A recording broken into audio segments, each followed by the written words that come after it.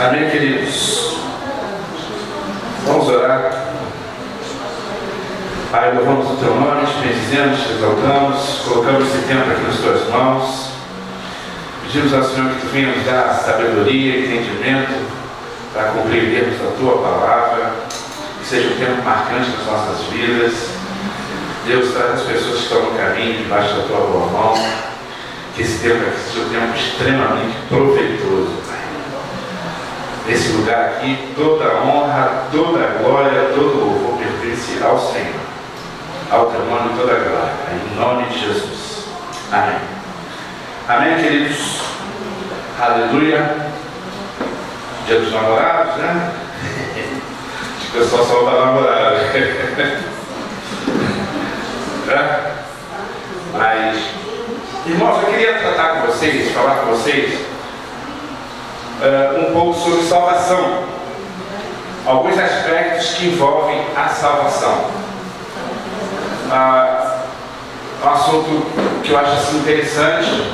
A gente vai se aprofundar um pouquinho na propiciação e falar um pouquinho sobre expiação também, para a gente poder entender um pouquinho por que a graça é um favor imerecido. Por que a graça é um favor imerecido? Por que nós não somos merecedores de nada? Então a gente vai entender um pouquinho, tentar explicar um pouquinho disso. Então, se a gente for para Gênesis, lá no início, a gente vai ver que Deus planta um jardim. A palavra diz que Deus plantou um jardim e nele colocou o homem. Quando Deus coloca o homem no jardim, Deus deu duas missões para o homem. Mandou o homem cultivar e guardar. Se Deus mandou guardar, é porque havia perigo. Repete comigo. Se Deus mandou guardar, é porque havia perigo. Amém? Amém, queridos? Aleluia. Aí, Gênesis no capítulo 2, no verso 16 e 17, Deus fala uma coisa para o homem. Deus diz assim: e o Senhor Deus lhe deu esta ordem: de toda árvore do jardim comerás livremente, mas da árvore do conhecimento do bem e do mal não comerás, porque no dia em que dela comeres, certamente morrerás. Repete comigo: certamente morrerás. Certamente morrerás. Mas se você for em Gênesis capítulo 3,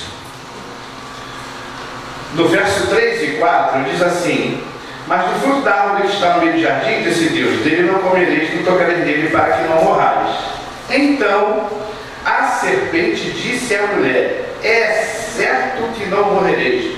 Repete comigo: é certo que não morrereis. É certo que não morrereis. Aleluia. Então existe aqui duas situações. Deus dizendo que se comesse certamente morreria, e o diabo dizendo que se comesse certamente não morreria. E é bom a gente olhar sobre esse aspecto, que a gente vai ver aqui, porque o homem comeu o fruto proibido. Deus planta um jardim, Deus coloca o homem. A palavra de Deus diz que Deus vinha na virada do dia andar no jardim. Se ele andava, ele colocava os seus pés no jardim.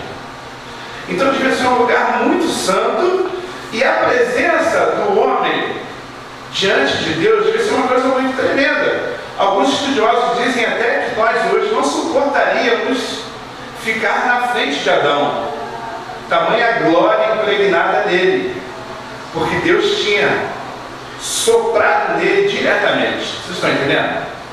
Deus soprou diretamente no homem. Então Deus coloca o homem no jardim e dá autoridade sobre muitas coisas na terra. O homem chama tudo pelo nome. Ele fala: cara, tu vai manobrar com tudo. Está vendo tudo isso aqui? É meu. Deus fala: é meu, mas eu coloco aqui à tua disposição. Eu só não quero que você mexa nisso. Se você mexer nisso aqui, no dia que você mexer, você morre. E interessante que a gente sabe que havia uma outra árvore no meio do jardim também, que é a árvore da vida. Por que Adão não foi comer a árvore da vida? Porque ele comeu da árvore do conhecimento do bem e do mal. Então aconteceu uma coisa com o homem muito violenta. A gente não sabe explicar muito bem o que aconteceu com o homem. Mas foi uma coisa tão violenta que Paulo escreveu aos Romanos, no capítulo 5, abre aí, Romanos capítulo 5, verso 12.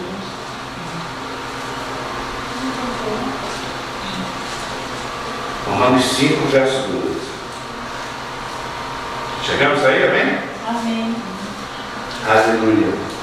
Diz a palavra: portanto, assim como por um só homem entrou o pecado no mundo, e pelo pecado entrou o quê? A morte. A morte, assim também a morte passou a todos os homens, porque todos pecaram.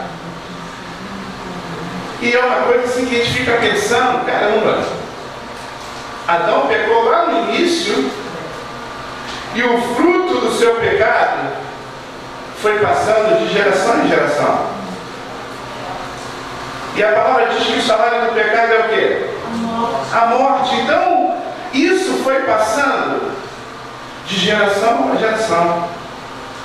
E o que aconteceu com o homem foi uma coisa tão violenta que Paulo escreveu aos Coríntios, em 1 Coríntios capítulo 15, no verso 50, ele diz que carne e sangue, esta carne e este sangue não é do reino de Deus. Então aquele homem que Deus tinha feito, que tinha soprado nele, houve uma transformação física nele, a ponto de ele dizer que essa carne e este sangue não é do reino. E muita gente não entende por que Jesus se transfigurou no monte e apareceu Moisés e Elias, né? Também transfigurados, com o corpo glorificado. E ele fala: não fale para ninguém até que eu ressuscite. E em vez deles comentarem: poxa, tu viu o corpo, viu como é que é? Não. O comentário foi porque era ressuscitar, porque eles não sabiam que era ressuscitar entre os mortos. Mas aí a gente viu uma coisa muito interessante. Aconteceu com o corpo uma transformação. E aí, outra pessoa pergunta: mas vem cá, tanto Adão como Eva comeram do fruto, mas eles não morreram. Eles continuaram a viver. Amém, queridos? Amém. Não morreram automaticamente. Mas aconteceu três coisas com o homem, que a partir do momento em que ele peca e a morte entra no mundo, que foi a morte física, a morte espiritual e também a morte eterna, ou segunda morte. E eu queria falar um pouco sobre isso. A morte física, a gente entende que desde Adão e Eva, as pessoas nascem, crescem, algumas até se reproduzem, nem todas. Amém, viu? Nem todas. Nascem, crescem e morrem. Devido à regularidade desse processo, nascer, crescer e morrer, o homem já era para estar acostumado com a morte. Porque é um processo lógico. Ou vocês conhecem alguém que tenha mais de 800 anos nos dias de hoje? Não conhecemos. Então esse nasceu, cresceu e morreu. No entanto, a morte continua sendo motivo de tristeza e dor. Aí que a gente entende que a pessoa sai daqui, vai estar com Jesus, é melhor do que estar aqui, mas a dor da perda da pessoa é muito forte. Amém, irmãos? Então, um ente querido nosso morre, às vezes você quer dar um de durão, uma lágrima corre no rosto. Desce dos olhos. Por quê? Por que isso acontece com a gente? Porque nós fomos criados para viver, nós não fomos criados para morrer. E nós não vamos nos acostumar com isso nunca. Deus criou o homem para ter vida eterna. Então nós não nos acostumamos com isso, ainda que seja um processo natural. Amém, irmãos? Então essa foi a morte física. O ser humano foi criado para desfrutar da vida abundante que Deus havia preparado para ele no jardim, em plena comunhão com o seu Criador. Mas o pecado, porém, fez com que ele se tornasse merecedor da morte, porque o salário do pecado é a morte. Aleluia. Deus, pela sua misericórdia, Ele não tirou a vida física de Adão e Eva no momento em que eles comeram do fruto. Mas no momento em que o primeiro pecado foi cometido, a morte entrou no mundo. E a morte precisava ser vencida. Mas ela entrou no mundo por meio do pecado. Com relação à morte espiritual, em Efésios capítulo 2, verso 1, abre aí, por favor, Efésios 2, verso 1.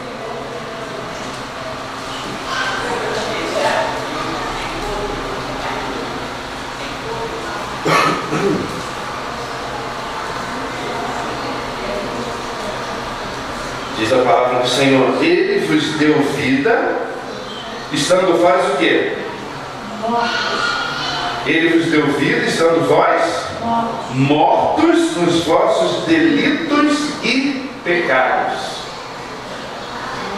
Então, aqueles que estão nos delitos e pecados estão mortos. É o que a palavra fala. O pecado, ele provoca uma separação entre nós e Deus. E a morte espiritual é exatamente isso. A separação de Deus.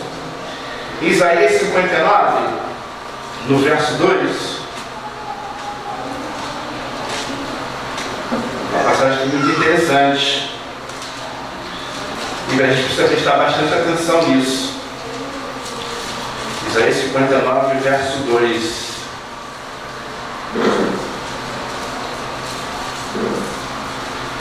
Diz assim: Mas as vossas iniquidades fazem separação entre vós e o vosso Deus, e os vossos pecados encobrem o seu rosto de vós, para que vos não ouça. Isso aqui é muito forte. Por quê? A palavra de Deus diz que o que faz separação entre nós e Deus são as iniquidades e o pecado.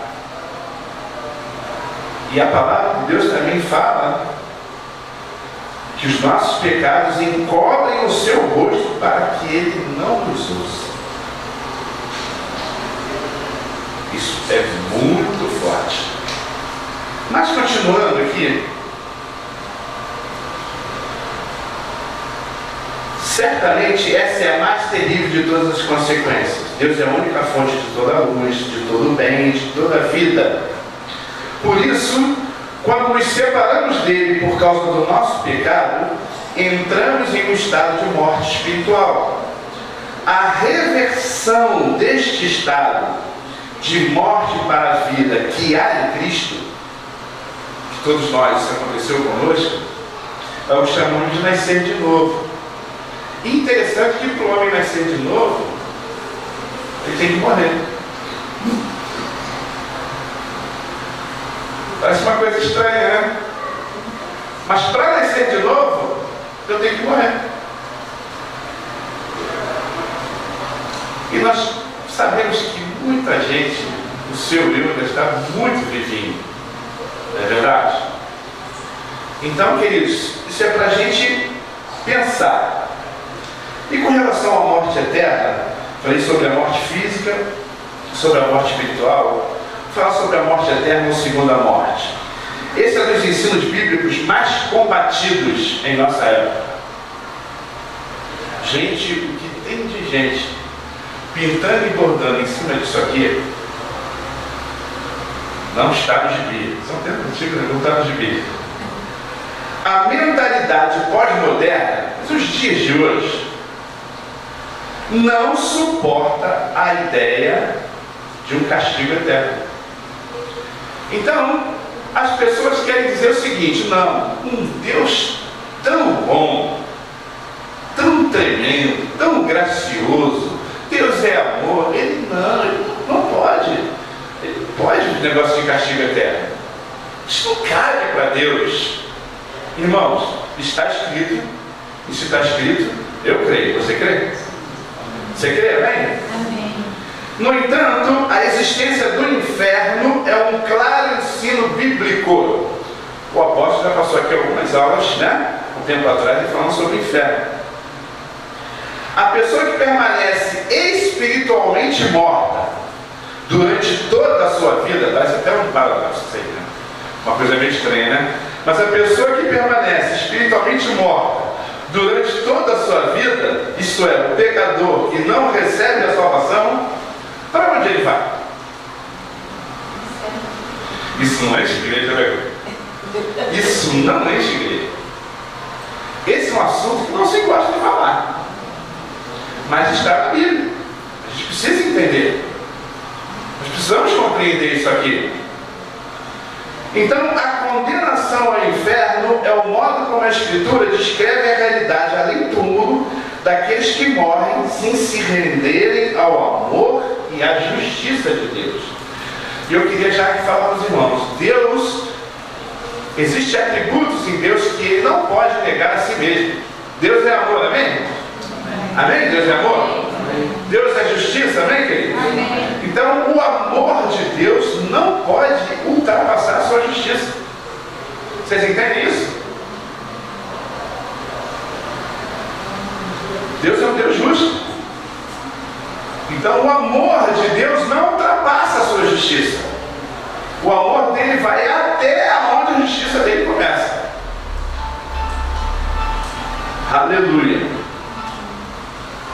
Agora, queridos, a nossa tradução que nós utilizamos, infelizmente, ela traduz como palavra como inferno, e o inferno não é uma palavra que está no original.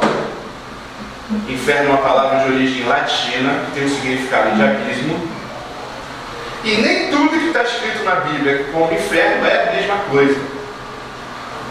E eu queria falar com os irmãos rapidamente sobre isso aqui, porque a gente desenvolveu um crentez é a linguagem do crente, né? E a gente fala do inferno e muitas vezes sem entender aquilo que está falando. Por quê? Porque nós desenvolvemos um crentez com relação ao inferno. Mas 4 palavras são traduzidas como inferno na Bíblia. No Velho Testamento é Sheol, no Novo Testamento é Hades, que é a mesma coisa que o Sheol no Velho Testamento. Tem mais 2 palavras, que é Geena e a outra é Tártaro. E uma não tem nada a ver com a outra. São coisas completamente diferentes. E a gente precisa entender um pouco isso aqui. Eu gostaria rapidamente dos irmãos, abra sua Bíblia em Provérbios capítulo 5. Provérbios 5, verso 5.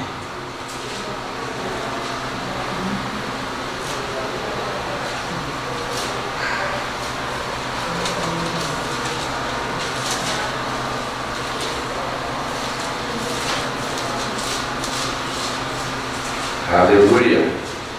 Provérbios 5, verso 5, que diz assim: os seus pés descem à morte, os seus passos conduzem-na ao céu.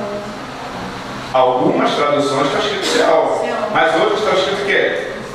Inferno. Então aí inferno é céu. Amém, irmãos? Aí é céu. Uma outra passagem, Deuteronômio 32, verso 22.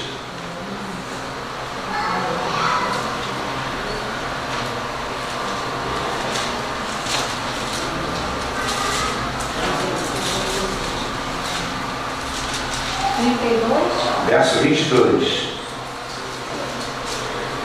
Porque um fogo se acendeu no meu furor e arderá até o mais profundo do céu. Outras traduções está escrito o quê? Profundo do inferno. Aí é céu. Amém? Então, vimos 2 versículos aí no Velho Testamento que inferno é inferno, é céu. Amém?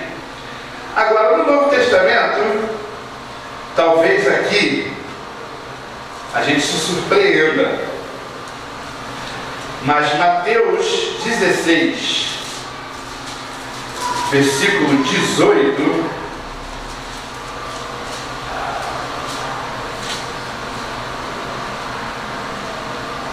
essa passagem aqui, quando Jesus perguntou o que dizem de mim e tal, né, que Pedro falou que ele era o Cristo, o Filho de Deus vivo e tal. Aí no verso 18, diz o que na tua tradução aí, viu? Por favor. Pois também eu te digo que tu és Pedro, e sobre esta pedra edificarei a minha igreja, e as portas do Hades não prevalecerão contra ela. Amém, queridos? As portas do Hades não prevalecerão contra a minha igreja. O que não vai prevalecer contra a igreja? É o inferno? É a porta do Hades. Vocês estão entendendo, queridos? Lá em Apocalipse, quando Jesus fala a sua palavra, estive morto, agora vivo pelos séculos dos séculos, e tenho nas minhas mãos a chave do quê? Da morte e do Hades. Que é a chave da morte do Hades. Amém? Deixa eu falar uma coisa para vocês aqui, só com relação ao Sheol e o Hades. Qual é a diferença do Sheol e o Hades? Nenhuma, porque é só uma questão de tradução hebraico e grego. Agora, o que acontece? É o local definitivo? Não. A passagem do rico e Lázaro, aquilo acontece onde? O Hades. Está entendendo? Então, quando Jesus, a palavra diz que ele subindo, ele levou o cativo, o cativeiro, uma multidão de cativos, o que prendiam aqueles que morriam pelo testemunho da palavra, Jesus levou. E esse lugar agora se chama paraíso. O apóstolo pregou sobre isso aí outro dia desse aí, no domingo passado, retrasado. Então, entenda, a porta do Hades não prevalece contra a igreja, por quê? Porque Jesus tem a chave. Só que se a gente pega a tradução como inferno, e a gente bota na cabeça que inferno é o lugar onde os demônios estão reunidos, armando alguma coisa para atacar o povo de Deus, eles têm que pedir a chave para Jesus. Entende isso? E Jesus ainda fala, a última a sair apaga a luz, porque a conta está alta. Não é verdade? Então a gente precisa entender isso, porque o que a palavra chama de inferno, que a gente entende que é um lugar, ranger de dentes e tal, essa coisa toda, que o fogo arde continuamente, que vai ser lançado lá a besta, o falso profeta, o diabo, todos aqueles que não forem achar o seu nome escrito no livro da vida, esse lugar se chama Geena, é o lago de fogo. Inclusive a morte será lançada lá. A gente diz que a morte vai morrer, né? Isso também é uma coisa muito linda, né? A morte vai morrer. A morte será lançada na segunda morte, que é a morte eterna. Vocês estão entendendo, queridos? Isso é para a gente tentar um pouquinho desmistificar um pouco quando se fala sobre o inferno. E o Tártaro?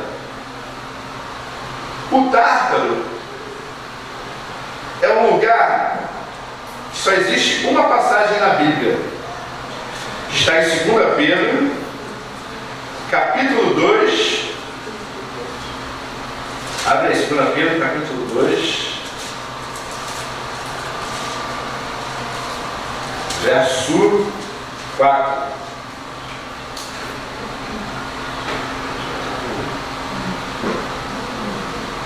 Diz assim: ora, se Deus não poupou anjos quando pecaram, antes precipitando-os no inferno, a tradução diz o quê? Também. Inferno? Inferno. Vê se tem um númerozinho aí e lá embaixo tem uma referência qualquer. Não tem. Hã? Tem referência com Tártaro?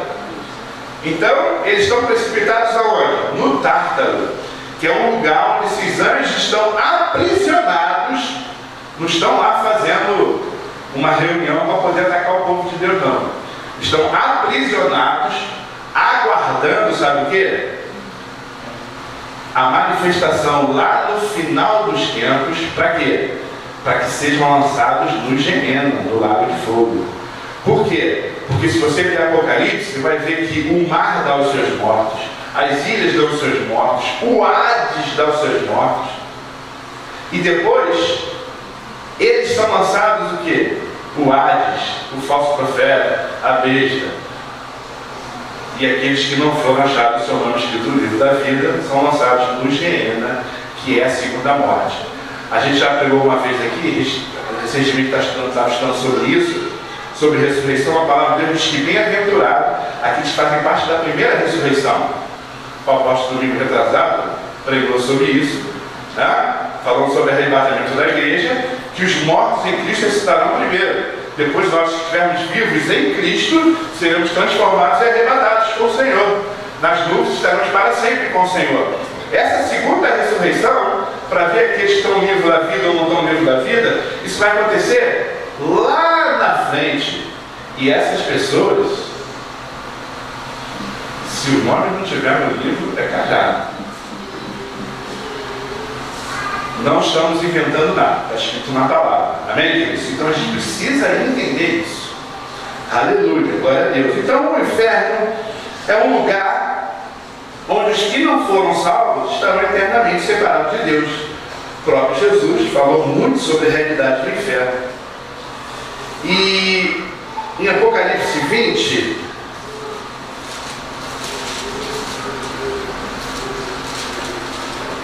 Apocalipse 20,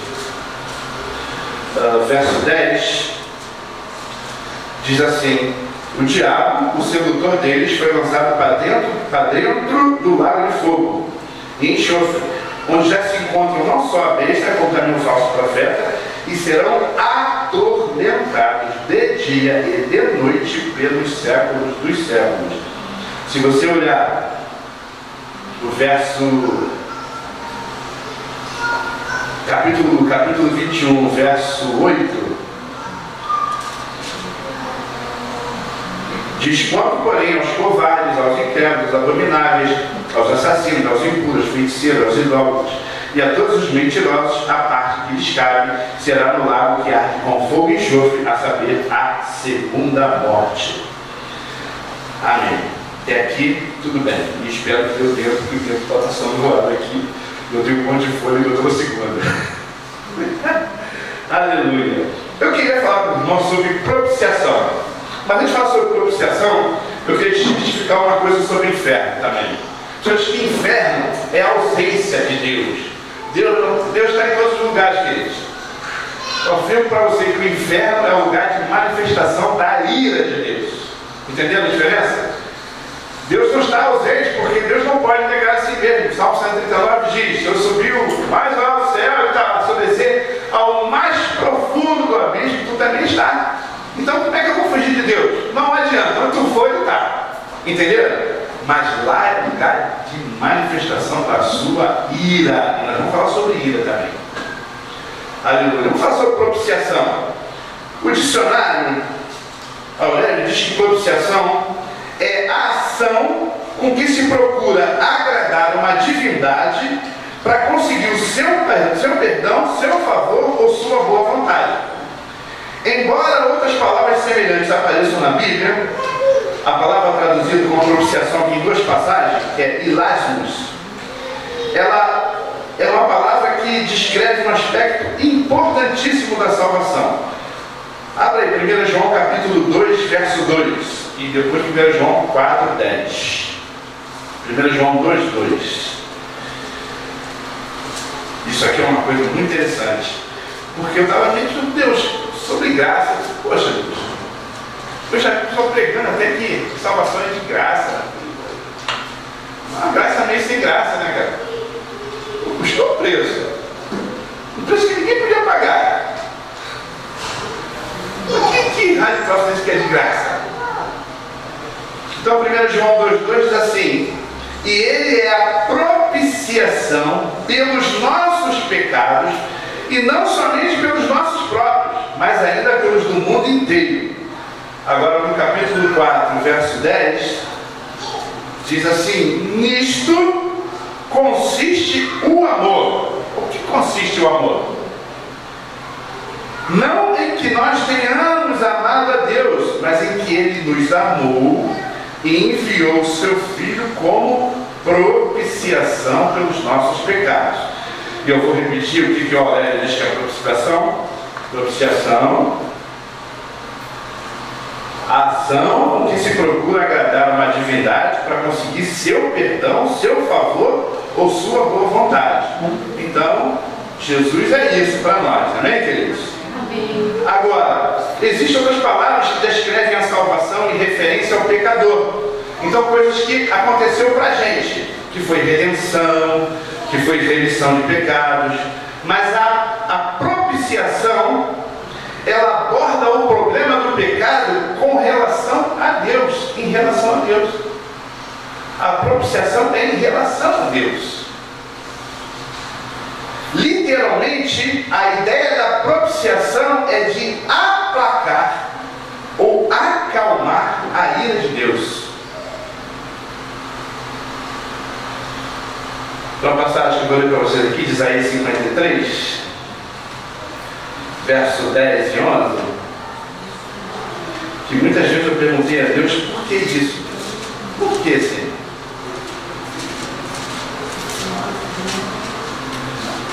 Nós já cansamos de ler isso aqui.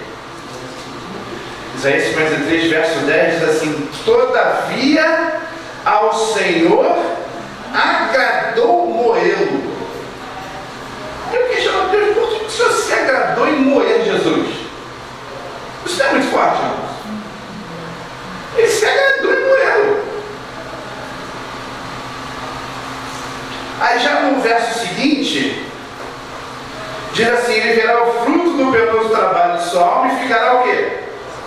Satisfeito. Isso aqui, queridos, é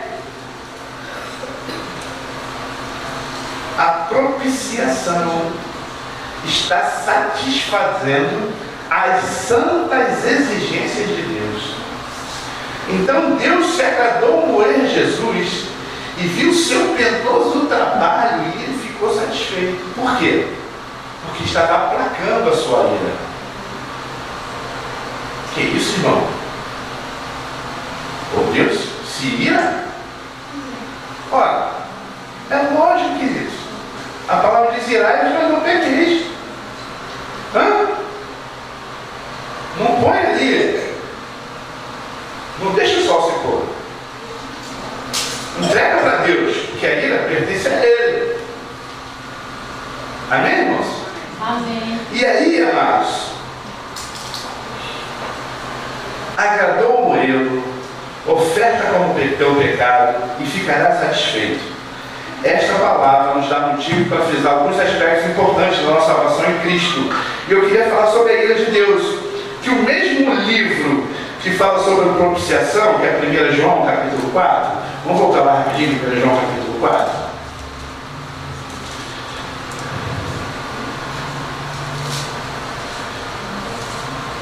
Aleluia.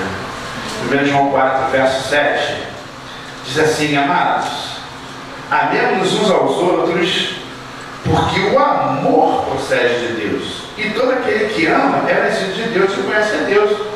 Então repete comigo: o amor procede de Deus. O amor procede de Deus. Fala mais uma vez: o amor procede de Deus. O amor procede de Deus. Mas infelizmente uma imagem distorcida do amor de Deus tem prejudicado o entendimento da salvação. Pois muitas pessoas hoje acreditam na bondade de Deus, mas não acreditam na severidade de Deus. Acreditam na bondade, mas não acreditam na severidade. E aí, amados, o que está escrito em Romanos 11, verso 22? Vê aí, Romanos 11, verso 22. Pode ler? Pode ler, por favor. Considera, pois, a bondade e a severidade de Deus para com os que caíram. Severidade, mas para aqueles contigo a bondade de Deus, se permaneceres nessa bondade. Do contrário, também tu serás cortado. Aleluia. Considerai, pois, a bondade e a severidade de Deus. Para com os que caíram, severidade. Amém, irmãos? Para com os que caíram é o quê? Severidade. Amém? Não estamos inventando nada, está escrito na palavra. Aleluia. Essas pessoas acreditam na vida eterna, mas não acreditam no castigo eterno. Já estava conversando com o Jô aqui, né, um pouquinho sobre isso, né? Poucos açoites, muitos açoites. Mateus 25, verso 46, diz que irão estes para o castigo eterno, porém os justos para a vida eterna. Então, aqueles que não querem se render ao amor e à justiça de Deus, vão para o castigo eterno. A gente não está inventando nada, está escrito na palavra. Mas aí, em cima disso, surgiram algumas seitas perigosas, umas que batem na sua porta aí quase sempre, e outras que são muito bons, que a única diferença é guardar o sábado. E é perigosíssima, porque não crê no castigo eterno. Não cai nessa não, irmão. Se o nome não estiver no livro da vida, a palavra de Deus diz que é cajado. Não tem para onde fugir. E uma coisa que a gente já pregou aqui, a gente já falou sobre isso. Todos que morreram, desde Adão, todos que morreram, um dia vão ressuscitar. Todos. Só que a palavra diz que uns para a vida eterna e outros para o castigo eterno. Paulo diz que haverá ressurreição de justos e injustos. Eu torno a falar mais uma vez: bem-aventurado aqueles que fazem parte da primeira ressurreição, que é aquela maravilhosa que está escrito em 1 Tessalonicenses 4, quando Jesus vier arrebatar a sua igreja. Se o cara estiver morto em Cristo, ele vai ressuscitar. Então esse não tem como passar pela segunda morte. A segunda morte não tem poder sobre ele. Entenderam, queridos? Então a gente precisa estar atento a essas coisas. Isso é a palavra de Deus. Então, continuando aqui, a Bíblia claramente afirma que o mesmo Deus que nos ama exige um sacrifício para acalmar a sua ira. As ideias de amor e ira são reunidas no mesmo versículo. E isso aqui também é uma coisa, aqui está em 1 João 4.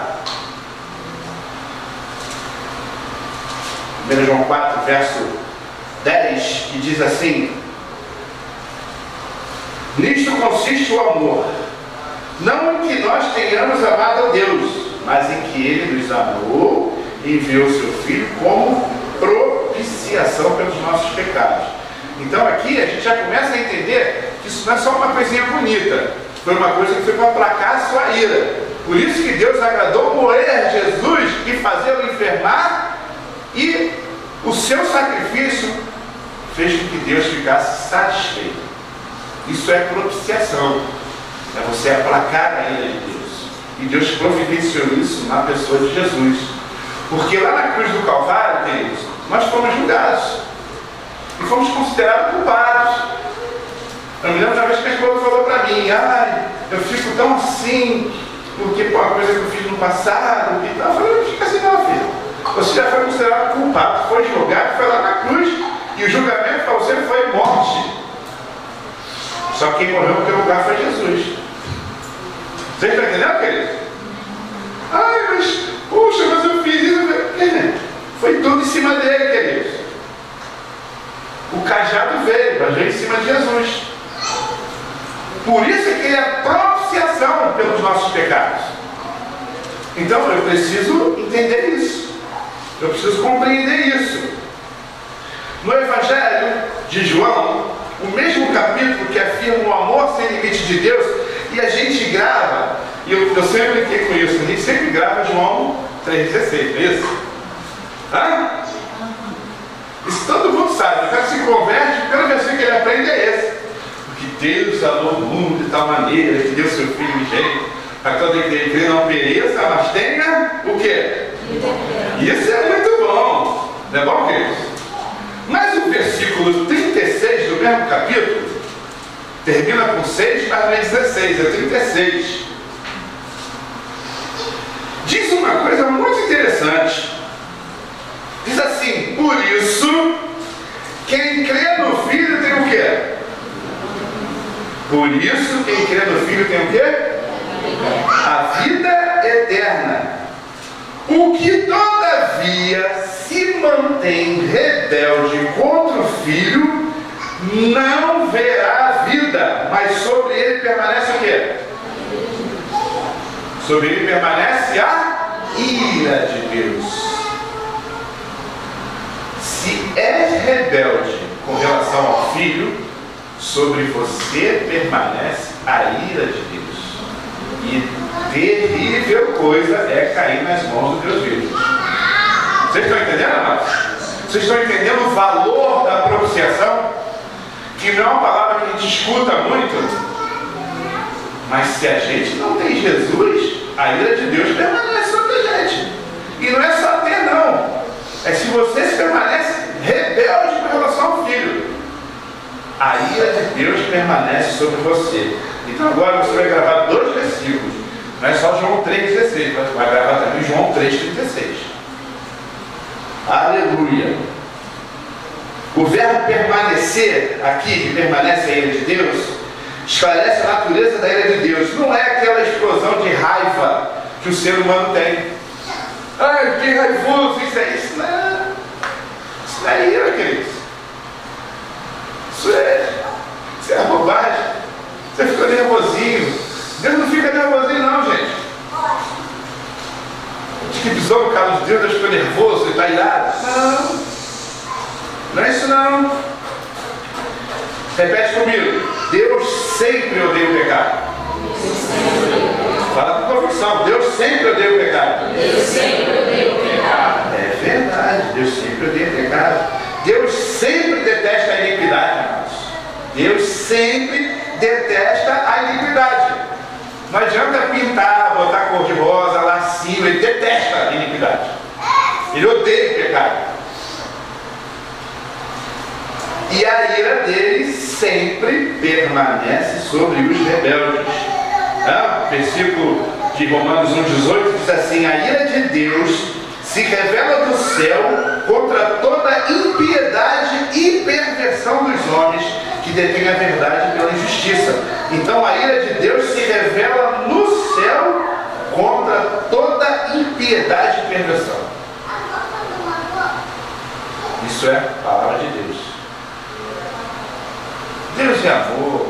Não pode acontecer isso. Gente, eu vou usar uma linguagem bem clara para a gente entender. Deus matou o seu filho por causa de nós. Deixou que ele morresse na cruz e ainda ficou satisfeito, porque aplacou a sua ira. Amém, irmãos? Amém, queridos? O que foi para Jesus era para ser para cada um de nós. Para cada um de nós. E eu preciso começar a entender por que a graça é um favor imerecido. Porque tudo aquilo que aconteceu com Jesus ia ser para mim. Ia ser para você. Porque a ira de Deus, ela vem sobre aquele que se mantém no pecado e comete injustiça. Mas por causa que Jesus se ofereceu, ele agradou a divindade. Ele aplacou a sua ira. E Deus ficou satisfeito. Vocês sabem que teve um momento que Deus não aguentava mais sacrifício de touros, sacrifício de novilho. Mas Deus não falou, não quero mais isso. Por quê? Porque o povo já estava fazendo pelo automático, gente. O povo já estava fazendo pelo automático. Já vai criando os novilhos, briga para matar, porque sabe que vai pegar. É sério que eu estou falando com vocês, irmãos. Aleluia. Glória a Deus. A ira de Deus não vai e vem por capricho divino, mas é a consequência da nossa desobediência. Qualquer conceito de amor que exclui a justiça de Deus apresenta uma doutrina pervertida sobre Deus. E por causa de tudo isso que a gente falou aqui, nós temos paz com Deus. No Velho Testamento, o propiciatório era a tampa da Arca da Aliança, o lugar onde o sumo sacerdote chegava anualmente com o sangue do sacrifício feito pelo pecado do povo. E isso é uma coisa assim, que tem o dia da expiação, uma vez por ano, o sacerdote vai lá comparecer, meu sacrifica por ele pela família, e depois sacrifica pelo povo. E tem o esquema também do bode emissário, que dá uma dor de cabeça violenta, né? Mas tem que falar sobre isso aqui, que essa seita que eu estou falando para vocês aí, que a gente acha que é a única diferença que guarda no sábado, diz que o sacrifício de Jesus não foi completo, né? Diz que o bode emissário representa Satanás, e não é, porque quando Jesus apareceu para ser batizado por João Batista falou: esse Cordeiro de Deus que faz o quê? Esse Cordeiro de Deus que tira o pecado do mundo. Então é ser muita cancha para o capeta, no final de tudo, colocar a mão sobre ele e carregar o pecado do povo, né, cara? Ele é dizer: eu vou para o lago de fogo, mas eu é que tirei o pecado de você. Então vai dar um mole desse, né, capeta, né? Oh, Deus. Então, nesse lugar, no propiciatório, por meio de sangue, os pecados dos homens eram cobertos, mas os sacrifícios dos sacerdotes do Velho Testamento foram tipos imperfeitos de Cristo. Jesus, ele uniu os dois papéis, o papel de sumo sacerdote e o papel de sacrifício. Muito legal, né? Sumo sacerdote e o sacrifício, quando morreu pelos nossos pecados. Em Hebreus, abre lá Hebreus, capítulo 8.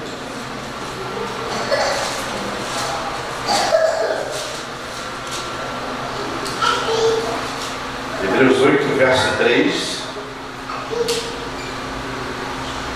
Diz assim: pois todo sumo sacerdote é constituído para oferecer tanto dons como sacrifício. Por isso era necessário que também esse sumo sacerdote tivesse o que oferecer. Capítulo 9, verso 11 e 12. Quando, porém, veio Cristo como sumo sacerdote dos bens já realizados, mediante o maior e mais perfeito tabernáculo, não feito por mãos, quer dizer, não desta criação, não por meio de sangue de bodes e de bezerro, mas pelo seu próprio sangue, entrou no Santo dos Santos uma vez por todas, tendo obtido eterna redenção. Amém, queridos? Aleluia por isso. Ele é a nossa paz e nos reconciliou mediante a cruz. Em Efésios 2, do verso 13 ao verso 16, diz assim: mas agora em Cristo Jesus, vós que antes estavas longe, fostes aproximados pelo sangue de Cristo, porque Ele é a nossa paz, o qual de ambos fez um, e tendo derribado a parede da separação que estava no meio, a inimizade, aboliu na sua carne a lei dos mandamentos na forma de ordenança, para que dos dois criasse em si mesmo um novo homem, fazendo a paz e reconciliasse ambos em um só corpo com Deus, por intermédio da cruz, destruindo por ela a inimizade. Eu quero falar assim rapidamente sobre isso aqui que eu acabei de ler. Na igreja não existe judeu nem gentil. Se o judeu se converte, ele é igreja. Se o gentil se converte, ele é igreja. Ele é o corpo de Cristo, ele é a noiva. Fora da igreja, judeu é judeu, gentil é gentil. Dentro da igreja, nós somos o corpo, nós somos só a noiva. E isso é o grande mistério que ninguém sabia e que foi revelado agora nos últimos tempos. Amém, queridos? Aleluia, aleluia. Amém. Então, com relação à justiça de Deus, a propiciação de Jesus enfatiza a sua justiça. Qualquer solução ao problema do pecado que não respondesse à realidade da ira de Deus negaria o seu próprio caráter justo. Então Deus teve que providenciar algo que o satisfizesse. Então satisfizesse, porque tinha que ser o sacrifício perfeito, sangue puro, e que nenhum outro homem poderia fazer isso. Jesus morreu por várias causas. A primeira, para que isso aqui, que é um testamento, se tornasse um documento legal, porque se o testador não morresse, isso aqui não ia servir de nada. Amém, queridos? Isso aqui é um testamento. Então você quer saber a vontade de Deus? Ele deixou o testamento. Então ele teve que morrer para que isso aqui tivesse validade. É um documento legal. Você pode perguntar a qualquer advogado. Né? O testador está vivo, o testamento está guardado, não serve para nada. Quando ele morrer, aí ele serve. Então ele teve que morrer. E segunda, porque foi propiciação pelos nossos pecados, né, queridos? Carregou sobre ele as nossas dores, nossas enfermidades. Tudo que era de ruim que tinha sobre nós foi para Jesus, amados. E eu vou achar que a graça é de graça, que a salvação é uma gracinha. Não é, queridos. Custou preço de sangue, sangue puro, sangue do único homem que existia, que era livre, porque o resto era tudo escravo do pecado. Amém, amados? Amém. Aleluia. E em Romanos 6, 23, que diz que o salário do pecado é a morte, diz também que o quê? Que o dom gratuito de Deus é o quê? A vida eterna. O salário do pecado é a morte, mas o dom gratuito de Deus é o quê? A vida eterna em Cristo Jesus, nosso Senhor. Quando Jesus apresentou o seu próprio sangue como oferta pelo pecado, ele aplacou a ira de Deus. Ele pagou o preço. A dívida não foi simplesmente esquecida. A dívida não foi esquecida. Ela foi paga por Jesus. Amém? Amém. A dívida não foi esquecida. Ela foi paga. É o que a gente chama de tetelestai, está pago.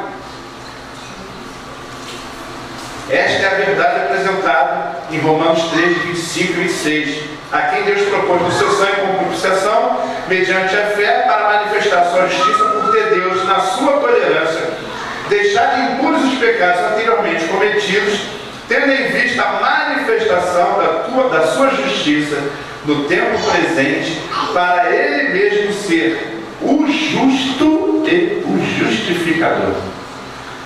Ele não esqueceu os pecados que foram feitos lá atrás, mas na plenitude dos tempos ele mandou Jesus para que Jesus fosse ele mesmo ser o justo e o justificador. Amém, queridos? Amém. Aleluia.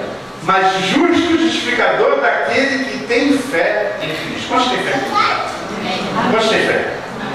Então a única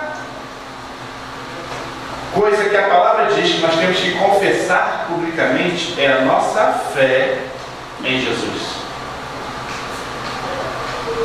Por isso, quando as pessoas vão descer as águas, a gente faz a pessoa confessar que crer em Jesus como Senhor e Salvador da sua vida.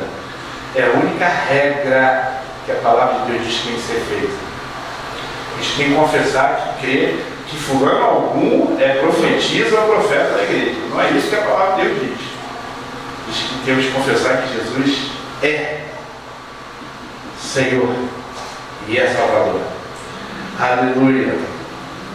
Aleluia. Aleluia. E eu quero terminar, queridos. O amor de Deus, ele se manifesta sem negar sua justiça no ato sacrificial de Jesus. Em 1 Pedro 1, verso 3 e versos 18 e 19, diz assim: Bendito Deus e Pai de nosso Senhor Jesus Cristo, que segundo a sua muita misericórdia nos regenerou para uma viva esperança, mediante a ressurreição de Jesus Cristo dentre os mortos, sabendo que não foi mediante coisas corruptíveis como prata ou ouro que foste resgatados do vosso fútil procedimento que vossos pais vos legaram, mas pelo precioso sangue, como de cordeiro, sem defeito e sem mácula, o sangue de Cristo. Amém, irmãos? Amém. E isso para nós é um motivo de muita alegria, de muito júbilo. Porque eu vejo umas coisas dessas assim, eu li isso na palavra. Assim, que a gente vai falando e parece que a emoção vai tomando conta da gente um pouco, né? Porque você começa a visualizar que tudo aquilo que foi para Jesus seria para mim. Amém? Seria para você. Que se Jesus não tivesse morrido naquela cruz, a ira de Deus não teria sido a tua cara, queridos. Você lê o Velho Testamento, você vai ver quando Deus se irava, o que acontecia com o povo. Morria era de monte. Morria era de monte. Mas graças a Deus por Jesus. Graças a Deus porque nenhuma condenação há para aqueles que estão em Cristo Jesus. Amém? Quantos podem dar glória a Deus por isso? Amém. Amém, queridos? Amém? Amém. Deixa eu ficar de pé. Vamos ficar de pé, irmãos, agora, um pouquinho. Por favor.